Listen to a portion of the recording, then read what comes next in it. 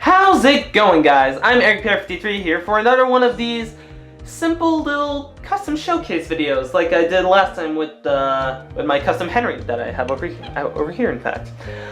So, you probably already saw the title, so you know that the item we're gonna review in this video is Thomas. So Thomas, no, just messing. All right, so the real custom is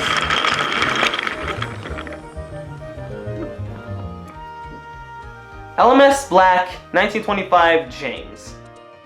So I've been wanting to talk about this custom for a long time now because I think this is one of my all-time favorite customs I've ever made.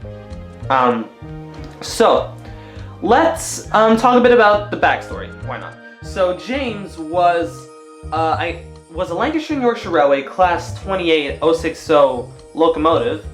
But James was special because he had been constructed with a 260 configuration that can be seen in the Railway series and in the TV series. Sometime in 1925, while he was under the ownership of the London Midland Scottish Railway, he was sold to the Fat Controller for, I don't think there's any documented reason why James was sold away. Maybe he was a poor runner because of his extra wheel set. Well, no matter, because James came to Sodor in 1925 in a livery quite similar to this one right here, and he was on his first day. Sadly, he went and had a crash because he was pushed by some trucks, and eventually ended up being painted red like this James that you see right beside him. So let's go through the process of how I made this specific custom.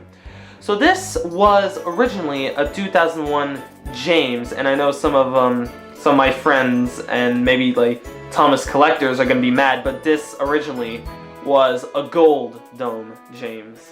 I didn't realize at the time how rare this model was, so I went ahead and repainted it. But it's no real matter because I think it looks better now than it used to. So, I painted this with some Tamiya acrylic black paint. Painted it all over. And then I painted the buffer beam red, of course. And you may be thinking, oh, well, I painted the lining and everything with red paint. I did not. This, in fact, I painted this model with, James is out of focus. Oh, he's back. Alright. So I painted, I did not paint this. I used a special thing called trim tape.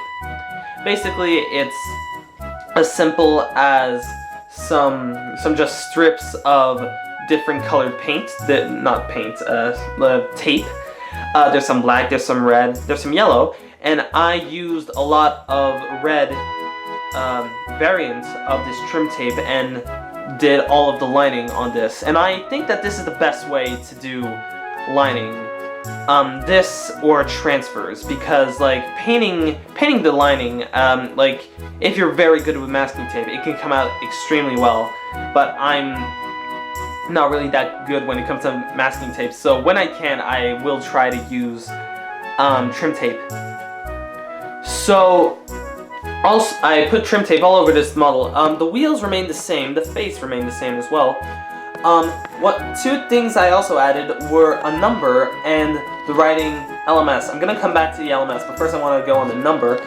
This number says 12602, which I actually looked it up, and it is the number for a Lancashire and Yorkshire Railway Class 28.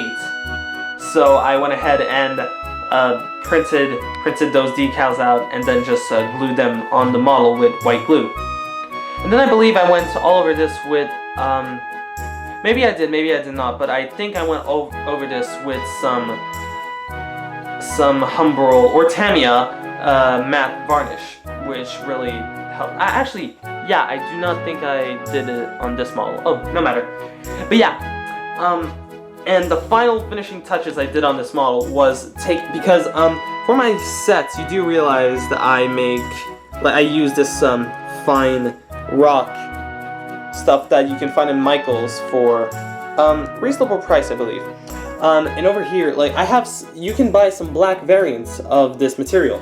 So I took a bit of that material and I went ahead and with masking tape and some super glue went and glued down some coal to make a semi-realistic coal load, which is, in my opinion, far better than the plastic coal loads that you get on some of these models, because for some reason, this was a 2001 tender, but for some reason I had ripped the coal load off, so I was just, oh, I'll just put a new one on, and I did, and it looks good, and I like it.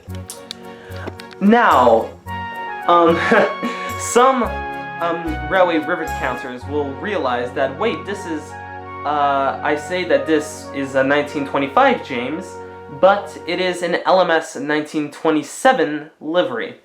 This sounds like something completely minute and kind of pointless on a wooden railway locomotive, and in some ways that is kind of true, but in my, I wanted to make it look as realistic as possible, and if I wanted to have made a 1920, if I wanted to make a 1925 livery, I would have had probably the same paint scheme, but no LMS and just the number on the tender large.